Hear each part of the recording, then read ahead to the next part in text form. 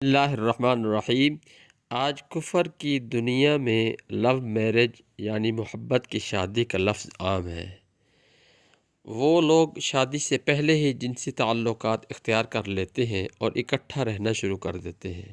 شریعت اسلام نے اس کو 100% حرام قرار دیا ہے، لیکن آج اگر اسلامی ممالک میں دیکھا جائے تو بہت سارے اسلامی ممالک میں اور مسلمان جوڑے بھی شادی سے پہلے تعلقات قائم کر لیتے ہیں اور بہت سی ناجائز باتوں میں مشغول ہو جاتے ہیں۔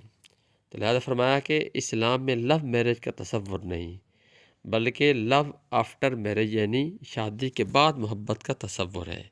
اللہ کے نبی صلی اللہ علیہ وسلم سے ایک صحابی نے پوچھا، اے اللہ کے رسول، آپ کو سب سے زیادہ محبت کس سے ہے؟ تو اللہ کے نبی صلی اللہ علیہ وسلم شاہ فرمایا عائشہ سے، یعنی اپنی بیوی کا ہی نام لیا، اور فرمایا کہ جب نکاح ہو گیا تو جتنی محبت کرو گے اتنا ہی اللہ تعالیٰ کی طرف سے اجر ملے گا۔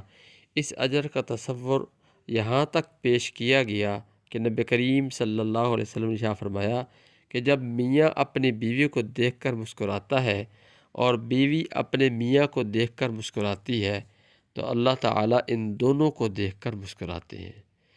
کیا ہی کمال بات ہے، اور کیا ہی شریعت نے قدم قدم کے اوپر ایک مومن بندے کے لیے اجر اور ثواب لکھ رکھا ہے۔